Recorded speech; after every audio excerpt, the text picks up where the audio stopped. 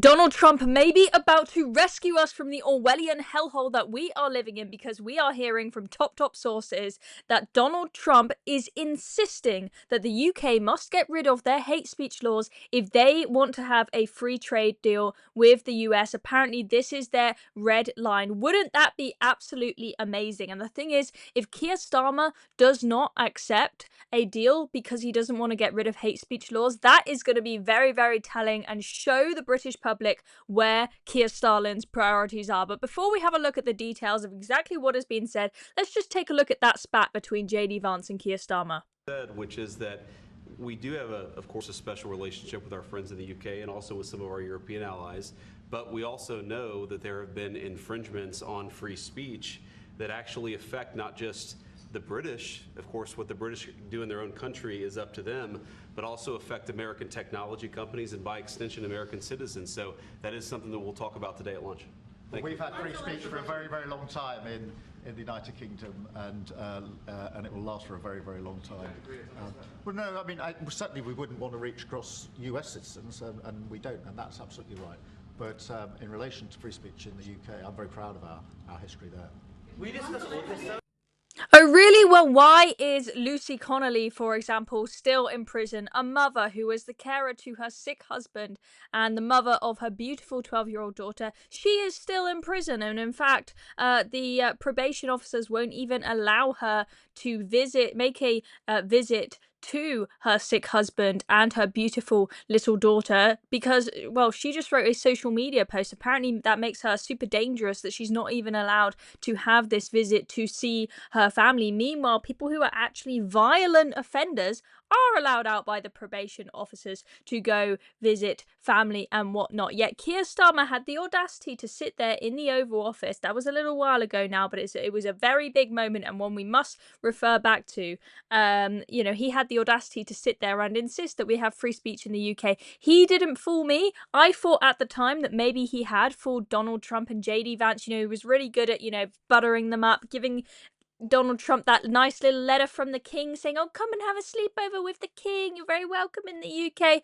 But clearly they were not fooled, and they know that we do not have free speech in the UK, and they are making this a big point of negotiations. This is pretty unprecedented for a trade deal to hinge so strongly on free speech as opposed to something economic. But I think that both JD Vance and Donald Trump are very, very passionate about this, and I pray that they will save us and they will force Keir Starmer to give us our free speech back. Let's have a look at exactly what we have heard.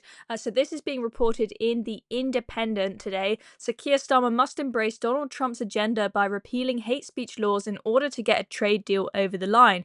A Washington source has told The Independent. The warning came after the US Vice President, that's JD Vance, suggested a UK-US agreement may be close, with the White House, quote, working very hard on it. He told Unheard, I think there's a good chance that, yes, we'll come to a great agreement that's in the best interest of both countries. But a senior Washington figure who has provided advice for the administration claimed he is, quote, obsessed by the fall of Western civilization, including his view that free speech is being eroded in Britain, and that he will demand, not just request, but demand, the Labour government rolls back laws against hateful comments, including abuse targeting LGBT plus groups or other minorities, as a condition of any deal.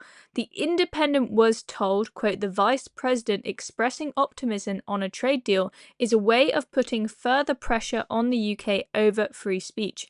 If a deal does not go through, it makes Labour look bad. Wouldn't that make Labour look absolutely awful at a time when people in this country are, in my view, getting poorer? Rachel Reeves says you'll be 500 quid better off, but don't believe that. All your bills are going up.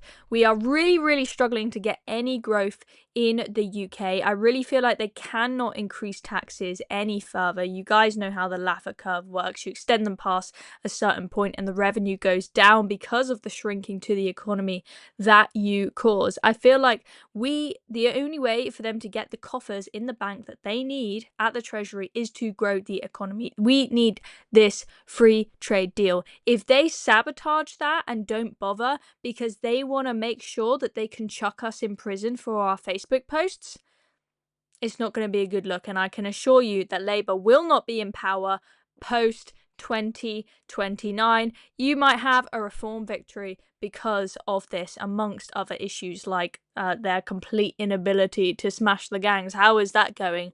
This is serious stuff and a very big test for Keir Starmer, I would say. The article in the Independent goes on to say Mr. Vance's recent speech to the right-wing Heritage Foundation think tank was cited as an example of his views on Western culture and free speech being linked to securing an agreement.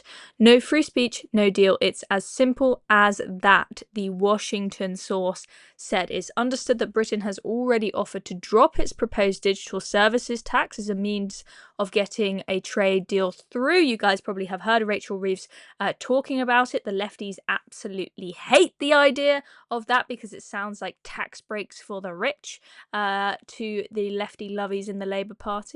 Anyway, the article says, but the US wants to see laws on hate speech repealed as well as plans for a new online safety law dropped. Labour has made it clear it is not prepared to go that far. A Downing Street source said the subject is not a feature of the talk. So there is still a little bit of uncertainty as to how important this is to the talks, because you've got one thing being said there by a Downing Street source and then another thing being said by a senior Washington source. Both those sources we do not have a name for. We do not know exactly who is saying this. We have heard rumours about this being part of the talks in the past, but what has come out today, these quotes in the Independent from a Washington source, this gives us a lot more confirmation that this is important to the talks, and I really hope that it is. I pray that it is, because I want us to be rescued from this Orwellian hellhole. Let's see what happens. As I said, this is going to be a huge test for Keir Starmer. Can you imagine how damaging it will be for him